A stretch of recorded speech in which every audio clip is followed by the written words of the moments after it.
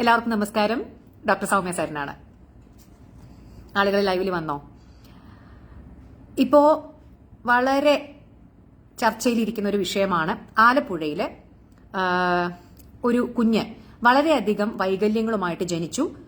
പക്ഷേ ആ കുഞ്ഞ് ഗർഭാവസ്ഥയിൽ ഇരിക്കുന്ന സമയത്ത് അമ്മ എല്ലാ സ്കാനുകളും ചെയ്തതായിരുന്നു. പക്ഷെ സ്കാനിൽ എന്തോ അത് കണ്ടുപിടിക്കാൻ പറ്റിയില്ല. അപ്പൊ അതുമായി ബന്ധപ്പെട്ടിട്ടുള്ള ഒരു പ്രശ്നം നടന്നുകൊണ്ടിരിക്കുന്നുണ്ട്. നിങ്ങൾ എല്ലാവരും കേട്ടിട്ടുണ്ടായിരിക്കും. അപ്പോൾ അതിന്റെ ഭാഗമായിട്ട് കുറെ പേര് എനിക്ക് മെസ്സേജ് ചെയ്ത് ചോദിച്ചൊരു കാര്യമാണ്, ഡോക്ടറെ, ഒരു ഗർഭിണി എത്ര സ്കാനുകൾ എടുക്കണം? ഈ ഓരോ സ്കാനിലും നമുക്ക് എന്തൊക്കെ പ്രശ്നങ്ങൾ ഉണ്ടെന്ന് കണ്ടുപിടിക്കാൻ പറ്റും? എന്തുകൊണ്ടാണ് ഈ കുഞ്ഞിന്റെ പ്രശ്നം കണ്ടുപിടിക്കാൻ പറ്റാഞ്ഞത് എന്നൊക്കെ കുറെ പേര് എന്നെ മെസ്സേജ് അയച്ച് ചോദിച്ചിട്ടുണ്ടായിരുന്നു. നോക്കൂ, ഈ ഒരു പെർട്ടിക്കുലർ കേസിൽ എന്താണ് സംഭവിച്ചതെന്ന് എനിക്ക് ഫസ്റ്റ് ഹാൻഡ് ആയിട്ടുള്ള ഇൻഫർമേഷൻ ഒന്നും ഇല്ല. പക്ഷെ ഞാൻ മനസ്സിലാക്കുന്നത് ആ കുഞ്ഞിന് വളരെ ചെറിയ വൈകല്യങ്ങളല്ല, വളരെ വലിയ വലിയ വൈകല്യങ്ങളുണ്ട്. അപ്പൊ എന്തുകൊണ്ട് അത് സ്കാനിൽ മിസ്സായി എന്നുള്ളത് വരും ദിവസങ്ങളിൽ നമുക്ക് അന്വേഷണങ്ങളൊക്കെ നടന്നുകൊണ്ടിരിക്കുന്നുണ്ട്. അത് പുറത്തു വരുമായിരിക്കും. അപ്പൊ അതിന് നമുക്ക് വെയിറ്റ് ചെയ്യാം. പക്ഷേ ബാക്കി നിങ്ങൾ ചോദിച്ച ചോദ്യങ്ങളുടെ ഉത്തരം ഇന്ന് ഞാൻ പറഞ്ഞു തരാം. ഒരു ഗർഭിണിയാണെന്ന് അറിഞ്ഞത് മുതൽ എത്ര സ്കാനുകൾ പ്രസവിക്കുന്നത് വരെ നമ്മൾ ചെയ്യേണ്ടതുണ്ട്, ഓരോ സ്കാനും നമ്മൾ ചെയ്യുന്നതിന്റെ ഉദ്ദേശ ലക്ഷ്യങ്ങൾ എന്തൊക്കെയാണ്, ഓരോ സ്കാനിലും നമുക്ക് എന്തൊക്കെ കണ്ടുപിടിക്കാൻ പറ്റും. ഓക്കെ, അപ്പോ ആദ്യത്തെ സ്കാൻ എന്ന് പറയുന്നത് നമുക്കറിയാം, ഒരു സ്ത്രീ ഗർഭിണിയാണെന്നുള്ള സംശയം വരുന്നത് നമ്മുടെ മാസക്കുളി അല്ലെങ്കിൽ പീരീഡ്സ് തെറ്റുന്ന സമയത്താണ്, അല്ലെ? അപ്പൊ അങ്ങനെ ഒരു സംശയം വരുന്ന സമയത്ത് യൂഷ്വലി നമ്മൾ ഒന്നുകിൽ നമ്മൾ യൂറിൻ പ്രഗ്നൻസി ടെസ്റ്റിന്റെ കിറ്റ് വാങ്ങി ചെയ്യും, അല്ലെങ്കിൽ ഒരു ആശുപത്രിയിൽ പോയി ചെയ്യും. ഇപ്പൊ നമ്മളൊരു ആശുപത്രിയിൽ പോയിട്ട് ചെയ്യാണ്, അല്ലെങ്കിൽ കിറ്റ് വാങ്ങി ചെയ്ത് പോസിറ്റീവ് കാണുകയാണ്, അതായത് പ്രഗ്നന്റ് ആണ് എന്നുള്ളൊരു സംശയം ഉണ്ടെങ്കിൽ നമ്മളൊരു ഗൈനക്കോളജിസ്റ്റിനെ പോയി കാണും, അല്ലെ? അപ്പൊ ഗൈനക്കോളജിസ്റ്റ് യൂറിനും ബ്ലഡും ടെസ്റ്റ് ചെയ്തിട്ട് ഗർഭിണിയാണോ എന്നുള്ള കാര്യം കൺഫേം ചെയ്യും. അതിന്റെ കൂടെ തന്നെ ആദ്യത്തെ ഒരു സ്കാനിങ് പറയും, ഫസ്റ്റ് സ്കാനിങ്, അതായത് ഏർലി പ്രഗ്നൻസി സ്കാനിങ്. അതെന്തിനാണെന്ന് വെച്ച് കഴിഞ്ഞാൽ യൂഷ്വലി അതൊരു 6 ആഴ്ച, നമുക്കറിയാലോ 6 ആഴ്ച എന്ന് പറഞ്ഞു കഴിഞ്ഞാൽ നമ്മുടെ മാസക്കുളി ജസ്റ്റ് തെറ്റിക്കഴിഞ്ഞാൽ 5-6 ആഴ്ചയൊക്കെ ആയിട്ടുണ്ടായിരിക്കും. അപ്പൊ നമ്മൾ സ്കാൻ ചെയ്യുന്നത് എന്തിനാന്ന് വെച്ച് കഴിഞ്ഞാൽ നമ്മുടെ ഇപ്പൊ ഗർഭിണിയാണ്, അതായത് ബ്ലഡിലും യൂറിനിലൊക്കെ പോസിറ്റീവ് വന്നു കഴിഞ്ഞാൽ 2 സാധ്യതകളുണ്ട്. ഒന്നുകിൽ ആ ഭ്രൂണം അതായത് നമ്മുടെ യൂട്രസിന്റെ ഉള്ളിലാവാനുള്ള സാധ്യതയുണ്ട്. ചില സന്ദർഭങ്ങളിൽ അത് ട്യൂബില്, നമ്മുടെ യൂട്രസിന്റെ 2 സൈഡിലുള്ള ഫെലോപ്പിയൻ ട്യൂബിലാവാനും സാധ്യതയുണ്ട്. അതിന് പറയുക, അതായത് ഒരു ഭ്രൂണം നോർമൽ രീതിയിൽ പറ്റിപ്പിടിച്ച് വളരേണ്ടത് യൂട്രസിന്റെ അല്ലെങ്കിൽ ഗർഭാശയത്തിന്റെ ഉള്ളിലാണ്. അതാണ് ഇൻട്രാ യൂട്രൈൻ പ്രഗ്നൻസി, അതാണ് നോർമൽ പ്രഗ്നൻസി. പക്ഷേ ചില സന്ദർഭങ്ങളിൽ നിർഭാഗ്യവശാൽ ഈ ഭ്രൂണം പറ്റിപ്പിടിച്ചു വളരുന്നത് ഇതിന് പുറത്ത്, അതായത് ഗർഭാശയത്തിനും യൂട്രസിനും പുറത്തായിരിക്കും. അത് എവിടെയാണ് എന്നുണ്ടെങ്കിലും അതിന് പറയുക എക്ടോപിക് പ്രഗ്നൻസി എന്നാണ്. ഇത് അമ്മയ്ക്ക് വളരെയധികം അപകടം ഉണ്ടാക്കാവുന്ന ഒരു സംഭവമാണ്. അതായത് ഗർഭാശയത്തിന് യൂട്രസിന് പുറത്ത് എവിടെയാണെങ്കിലും ആ പ്രഗ്നൻസിക്ക് മുന്നോട്ട് പോകാൻ സാധിക്കില്ല. ഒരു പ്രത്യേക വളർച്ച കഴിഞ്ഞു കഴിഞ്ഞാൽ അത് പൊട്ടും, അത് റപ്ചർ ചെയ്യും. അത് അമ്മയ്ക്ക് മരണത്തിന് വരെ വഴിവെക്കാവുന്ന വലിയൊരു അപകടമാണ്. അപ്പോൾ ആദ്യത്തെ ഒരു ഡോക്ടറുടെ ഉദ്ദേശം എന്ന് പറഞ്ഞു കഴിഞ്ഞാൽ ഈ പ്രഗ്നൻസി, ഈ കുഞ്ഞ്, ഗർഭാവസ്ഥ ഉള്ള ഈ കുഞ്ഞ് യൂട്രസിന്റെ ഉള്ളിൽ തന്നെയാണ് എന്നുള്ളത് ഉറപ്പുവരുത്തുക എന്നുള്ളതാണ് ഒരു ഗൈനക്കോളജിസ്റ്റിന്റെ ആദ്യത്തെ കടമ. അപ്പൊ അതിന് നമ്മൾ ചെയ്യുന്ന സ്കാനിംഗ് ആണ്, അതായത് യൂറിൻ പ്രഗ്നൻസി ടെസ്റ്റ്, ബ്ലഡ് ഒക്കെ പോസിറ്റീവ് ആയാൽ ഫസ്റ്റ് ചെയ്യുന്ന സ്കാനാണ് early pregnancy test scanning. Okay, early pregnancy scanning. അപ്പൊ അത് നമ്മൾ സാധാരണ ഒരു 5-6 ആഴ്ചയിലൊക്കെ ചെയ്യും. ഇത് 2 കാര്യങ്ങളാണ് ഞാൻ പറഞ്ഞ പോലെ. ഒന്ന്, ഇതിന്റെ സ്ഥാനം കണ്ടുപിടിക്കാൻ, എക്ടോപിക് പ്രഗ്നൻസി റൂൾ ഔട്ട് ചെയ്യാൻ. രണ്ടാമത്തേത് നമ്മുടെ ഡേറ്റ്, എന്നത്തേക്കായിരിക്കും എക്സ്പെക്ടഡ് ഡെലിവറി ഡേറ്റ്, EDC എന്ന് പറയും, അത് എന്നത്തേക്കാവും. അപ്പൊ അന്ന് നോക്കിയിട്ടാണ് നിങ്ങളുടെ ഏകദേശം ഡേറ്റ് ഇന്ന ദിവസമാണെന്ന് ഡോക്ടർമാർ പറയാറില്ലേ. അപ്പൊ ഈ 2 ഉദ്ദേശത്തിനാണ് ആദ്യത്തെ സ്കാൻ നമ്മൾ ചെയ്യുന്നത്. എന്നാൽ ചില സന്ദർഭങ്ങളിൽ ചില ഡോക്ടർമാര് ആദ്യത്തെ സ്കാൻ ചെയ്ത് നമ്മൾ ചിലപ്പോൾ സാക്ക് എന്നാണ് അതിന് പറയുക, അതായത് ജസ്റ്റേഷണൽ സാക്ക് എന്നാണ് പറയുക. അതായത് ഈ ഭ്രൂണം ഇരിക്കുന്ന ഒരു കുഞ്ഞു സഞ്ചി, ആ സഞ്ചി ഗർഭിണിയുടെ യൂട്രസിന്റെ ഉള്ളിൽ കണ്ടാലും ചിലപ്പോൾ ഒരാഴ്ച കഴിഞ്ഞ് ഒന്നും കൂടി വന്ന് സ്കാൻ ചെയ്യണമെന്ന് പറയും. അതെന്തിനാണെന്നറിയോ? കാർഡിയാക് ആക്ടിവിറ്റി കൺഫേം ചെയ്യാനാണ്.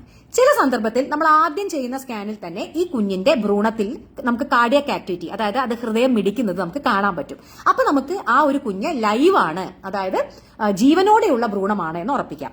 പക്ഷേ നമ്മൾ ചില സന്ദർഭങ്ങളിൽ ഏർലി പ്രഗ്നൻസി സ്കാൻ ചെയ്യുന്ന സമയത്ത്, അതായത് ഇത് യൂട്രസിന്റെ ഉള്ളിലാണോ എന്ന് ഉറപ്പിക്കാനുള്ള സ്കാൻ, ഞാൻ ഭയങ്കര ഫാസ്റ്റ് ആയിട്ടാണ് പറയണേ, ചിലവർ പറയുന്നത് ഭയങ്കര ഫാസ്റ്റ് ആണെന്ന്. ഓക്കെ, ഞാൻ സ്ലോ ആക്കാം കേട്ടോ. അപ്പോൾ ഞാൻ പറഞ്ഞു വന്നത്, അപ്പൊ ആദ്യത്തെ മനസ്സിലായില്ലേ, യൂറിനും ബ്ലഡും നോക്കി പ്രഗ്നന്റ് ആണ് എന്നുള്ള ലക്ഷണം അല്ലെങ്കിൽ അതിനുള്ള ടെസ്റ്റുകൾ പോസിറ്റീവ് വന്നു കഴിഞ്ഞാൽ ഒരു ഗൈനക്കോളജിസ്റ്റ് ആദ്യം ചെയ്യുന്നത് ഏർലി പ്രഗ്നൻസി സ്കാൻ ആണ്. അതെന്തിനാണ്? ഭ്രൂണം യൂട്രസിന്റെ ഉള്ളിൽ തന്നെയാണ് എന്ന് അതായത് കൺഫേം ചെയ്യാൻ വേണ്ടിയിട്ട്, അതായത് ഇതിന് പുറത്തുള്ള എക്ടോപിക് പ്രഗ്നൻസി എന്ന് പറയുന്ന അവസ്ഥ ഇല്ല എന്ന് ഉറപ്പുവരുത്താൻ വേണ്ടിയിട്ട്. എന്നാൽ ചില സന്ദർഭങ്ങളിൽ അതേ സ്കാനിൽ തന്നെ നമുക്ക് ഈ ഭ്രൂണത്തിന്റെ ഹൃദയമിടിപ്പ് കാണാൻ സാധിക്കും. അപ്പോൾ അങ്ങനെയാണെങ്കിൽ വളരെ സേഫ് ആണ്, ആ കുഞ്ഞ് യൂട്രസിന്റെ ഉള്ളിലാണ്, ആ കുഞ്ഞിന് ഹൃദയമിടിപ്പുണ്ട്, ലൈവ് ആണ്, സേഫ് ആണ് എന്ന് അവർക്ക് പറയാൻ പറ്റും. എന്നാൽ 6-7 ആഴ്ചയിലൊക്കെ ചിലപ്പോൾ ചെയ്യുമ്പോൾ ചിലപ്പോൾ ഈ ഹൃദയമിടിപ്പ് കാണാൻ പറ്റിയെന്ന് വരില്ല.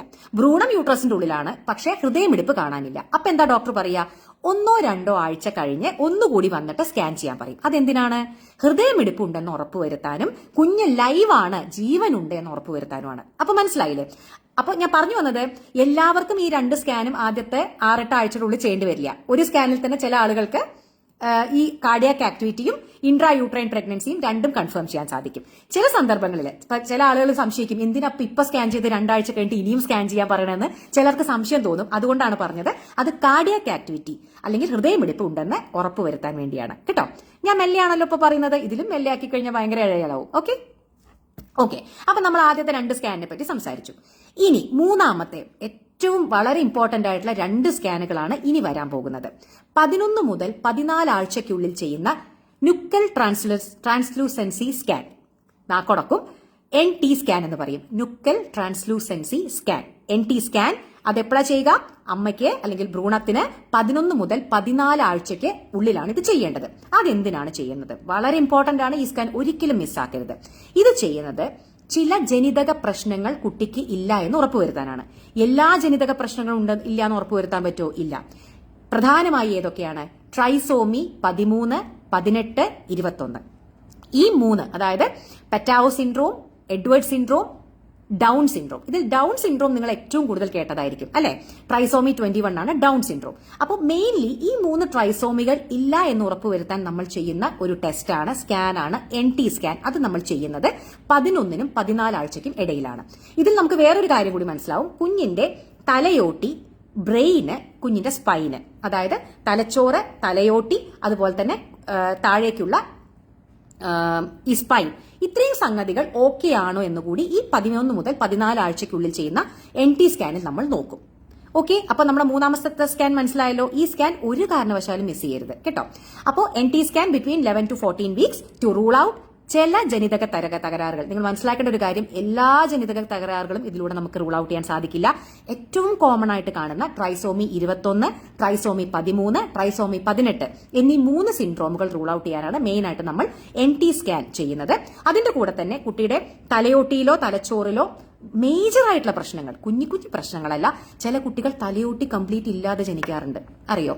ചില കുട്ടികൾ തലച്ചോറിന്റെ ഒരു ഭാഗം ഇല്ലാതെ ജനിക്കാറുണ്ട്, അല്ലെങ്കിൽ അങ്ങനെയുള്ള കുട്ടികളായിരിക്കും ഇൻട്രായൂട്രൈൻ.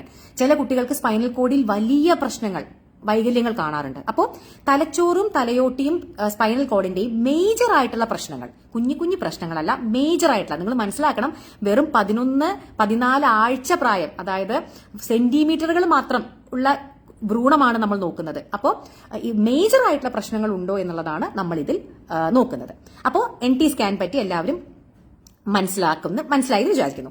അടുത്തത് വളരെ ഇമ്പോർട്ടന്റ് ആയിട്ടുള്ള സെക്കൻഡ് സ്കാൻ, അനോമലി സ്കാൻ. ഇത് നമ്മൾ യൂഷ്വലി ചെയ്യുന്നത് 18ന്റെയും 22 ആഴ്ചയുടെയും ഉള്ളിലാണ്. 18 to 22 വീക്സിന്റെ ഉള്ളിൽ ചെയ്യുന്ന അടുത്ത ഇമ്പോർട്ടന്റ് ആയിട്ടുള്ള സ്കാൻ ആണ് അനോമലി സ്കാൻ. അതിന്റെ പേര് തന്നെ അറിയാം, അനോമലി. അനോമലി എന്ന് പറഞ്ഞാൽ എന്താണ്? വൈകല്യങ്ങൾ. ഈ വൈകല്യങ്ങൾ ഉണ്ടോ എന്നുള്ളത്, മെജോറിറ്റി ആയിട്ടുള്ള മേജർ വൈകല്യങ്ങൾ ഉണ്ടോ എന്ന് നോക്കാനുള്ള പ്രധാനപ്പെട്ട സ്കാൻ ചെയ്യുന്നത് അമ്മയ്ക്ക് 18 മുതൽ 22 ആഴ്ചയ്ക്ക് ഉള്ളിൽ ഭ്രൂണത്തിന് പാകം വരുമ്പോഴാണ്. എന്നാൽ ചില സന്ദർഭങ്ങളിൽ നമുക്ക് ഏർലി അനോമലി സ്കാൻ ചെയ്യേണ്ടതായിട്ട് വരും. ഏർലി അനോമലി സ്കാൻ അത് എപ്പോഴാണെന്നറിയോ? 16 ആഴ്ച ആവുമ്പോൾ തന്നെ ചിലപ്പോൾ നമ്മൾ ഏർലി അനോമലി സ്കാൻ ചെയ്യും. അത് ഏത് കേസിലാണെന്ന് വെച്ച് കഴിഞ്ഞാൽ, നമ്മൾ 11 മുതൽ 14 ചില NT സ്കാനില്ലേ, ചില സന്ദർഭങ്ങളിൽ NT സ്കാനിൽ ചില സംശയങ്ങൾ ഉണ്ടാവും. NT സ്കാൻ അബ്നോർമൽ ആയിട്ട് വരും, നോർമൽ ആയിട്ടല്ല. ചില സംശയങ്ങൾ, ചില പ്രശ്നങ്ങൾ ഉണ്ടോ എന്നുള്ള സംശയങ്ങൾ വരുന്ന സന്ദർഭങ്ങളിൽ നമ്മൾ അത് പാരന്റ്സിനോട് എക്സ്പ്ലെയിൻ ചെയ്ത് അനോമലി സ്കാൻ 18 ആഴ്ച വരെ ആവാൻ വെയിറ്റ് ചെയ്യാതെ 16 ആഴ്ച ആവുമ്പോൾ തന്നെ ചെയ്യുന്ന സന്ദർഭങ്ങൾ ഉണ്ടാവാറുണ്ട്. അത് കേസിനനുസരിച്ചിട്ടാണ്, എല്ലാവർക്കുമല്ല. അത് ഗൈനക്കോളജിസ്റ്റും അതുപോലെ തന്നെ സ്കാൻ ചെയ്യുന്ന ഡോക്ടറൊക്കെ സംയുക്തമായിട്ട് എടുക്കുന്ന തീരുമാനമാണ്. ഏർലി അനോമലി സ്കാനിന് പോകണം.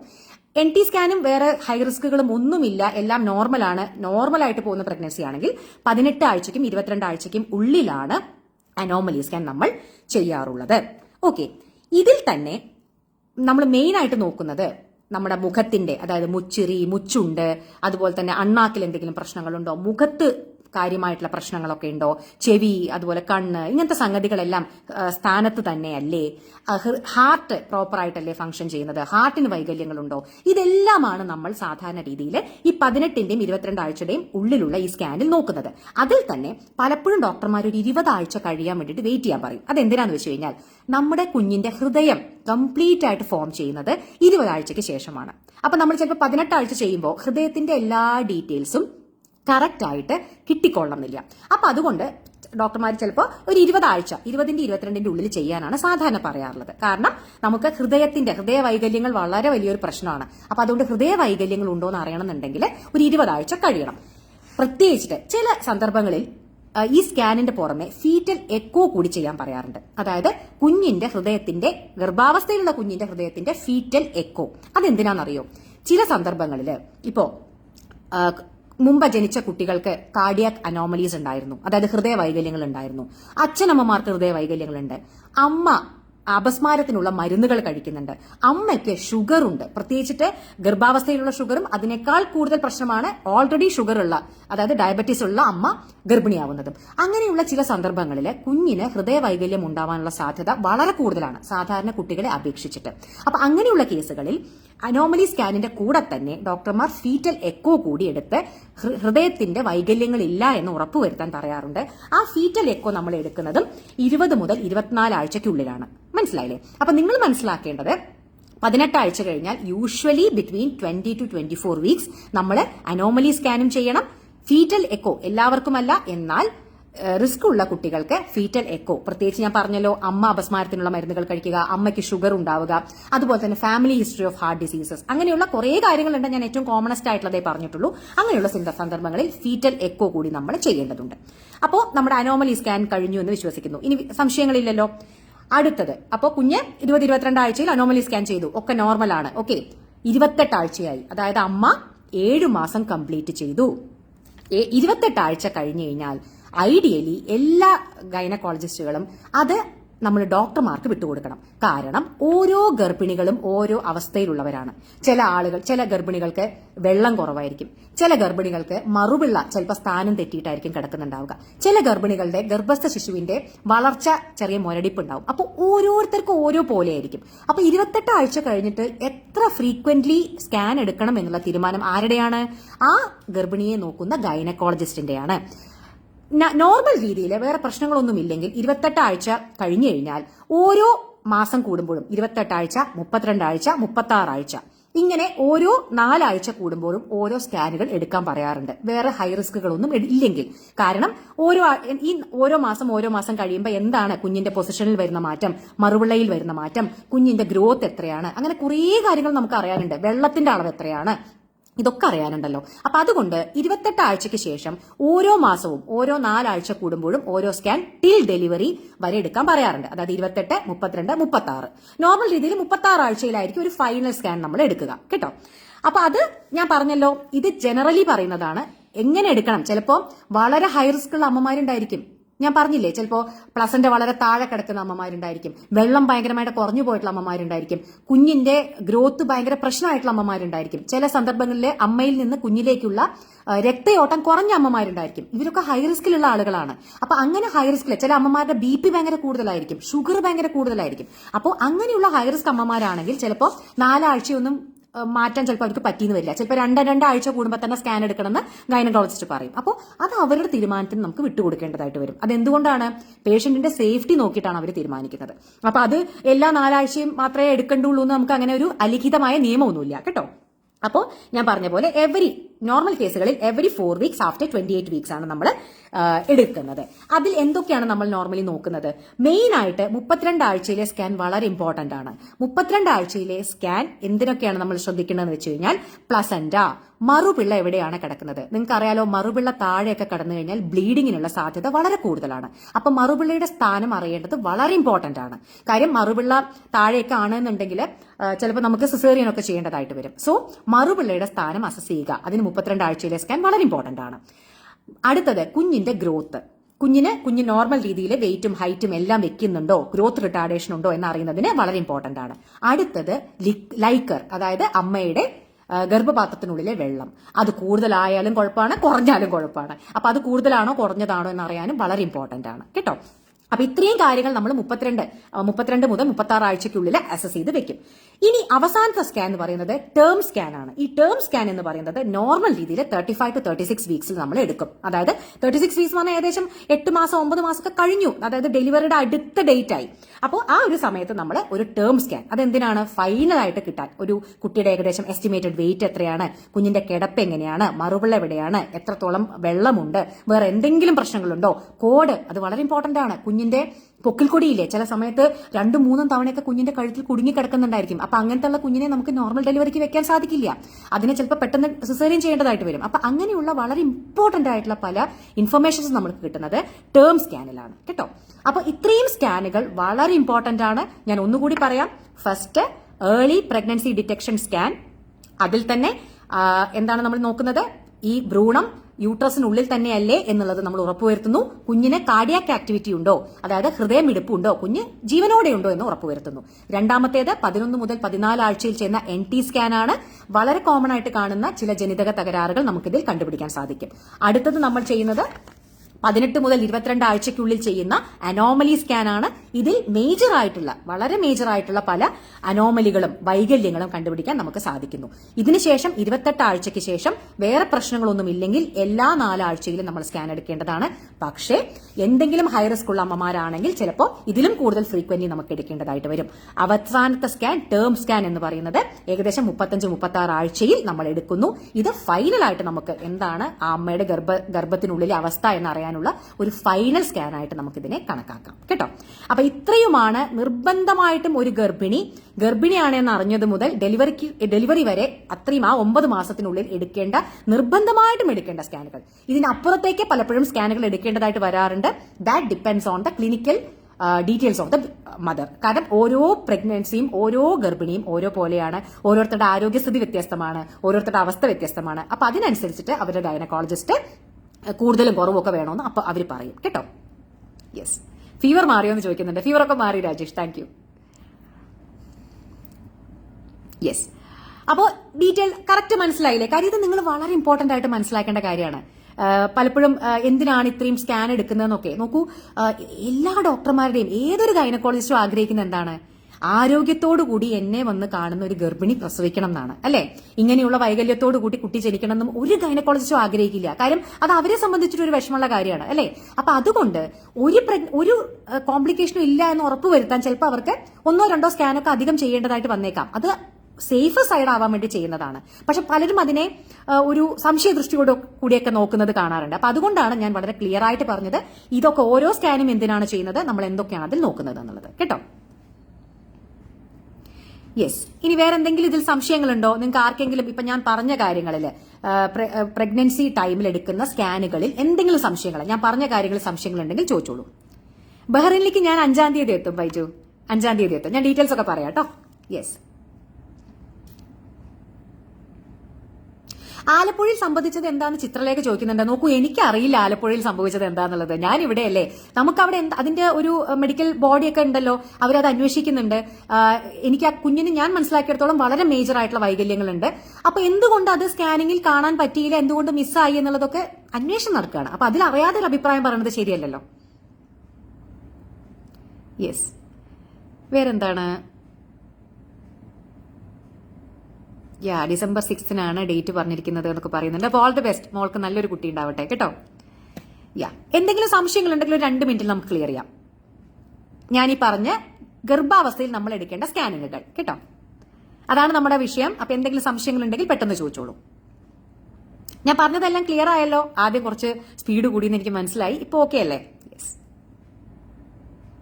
ഇപ്പൊ ഞാൻ ഷാർജയിലാണ് കേട്ടോ. Yes, anomaly scan 18 to 22 weeks ആണ്. ഞാൻ അതന്നെയല്ലേ പറഞ്ഞത്, 18 to 22 വീക്സ്. പക്ഷെ എല്ലാവർക്കും അങ്ങനെയല്ല.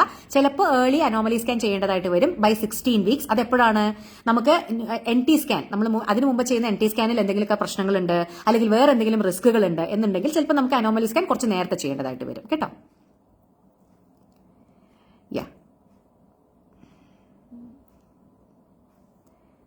താങ്ക്സ് പറയുന്നുണ്ട്. താങ്ക്സ് ഒന്നും വേണ്ടാന്ന്, ഇതിനല്ലേ നമ്മുടെ പേജ് അല്ലേ? നിങ്ങൾക്ക് അറിയേണ്ട കാര്യങ്ങൾ, എനിക്ക് അറിയുന്ന കാര്യങ്ങൾ നിങ്ങൾക്ക് പറഞ്ഞു തരിക എന്നുള്ളതിനാണ് നമ്മുടെ ഈ പേജ്. അപ്പൊ ഇപ്പൊ നമ്മൾ കേൾക്കുന്ന ഒരു ആരോഗ്യ സംബന്ധമായിട്ടുള്ള ഒരു ഹോട്ട് ന്യൂസ് ആണ്. അപ്പൊ കുറെ പേര് എന്നോട് സംശയം ചോദിച്ചു. അതുകൊണ്ടാണ് ഞാൻ ഇന്ന് ഈ ഒരു ടോപ്പിക്ക് കുറച്ച് ലേറ്റ് ആയാലും എടുക്കാന്ന് വിചാരിച്ചത്. യെസ്. അപ്പോൾ ഇന്നത്തെ ടോപ്പിക്ക് വളരെ ഇമ്പോർട്ടന്റ് ആണ് കേട്ടോ. 500 പേരോളം കാണുന്നുണ്ട്. നിങ്ങൾ എല്ലാവരും ദയവ് ചെയ്തൊന്ന് ഷെയർ ചെയ്യണം. കാര്യം നിങ്ങൾക്ക് ഇത് ലൈവായിട്ട് കേൾക്കാൻ പറ്റി. ഇപ്പൊ നമ്മുടെ പേജിലുള്ള ബാക്കി എത്രയോ ലക്ഷക്കണക്കിന് ആളുകളുണ്ട്. അപ്പൊ അവർക്കൊന്നും ചിലപ്പോൾ ഇത് ലൈവ് കേൾക്കാൻ പറ്റിയിട്ടുണ്ടാവില്ല. സോ അവരിത് മിസ് ചെയ്യരുത്. വളരെ ഇമ്പോർട്ടന്റ് ആണെന്ന് എനിക്ക് തോന്നുന്ന ഒരു ടോക്കാണ്. സോ ഇത് കാണുന്നവരെല്ലാവരും കാണുക മാത്രമല്ല ഒന്ന് ഷെയർ ചെയ്യുക, ഓടി ചെയ്യുക കേട്ടോ. യെസ് വർഗീസ് അങ്ങൾ, താങ്ക് യു. നല്ല ടോക്കാണെന്ന് പറയുന്നു. ജോസ് നല്ല ടോക്കാന്ന് പറഞ്ഞു. Thanks a lot.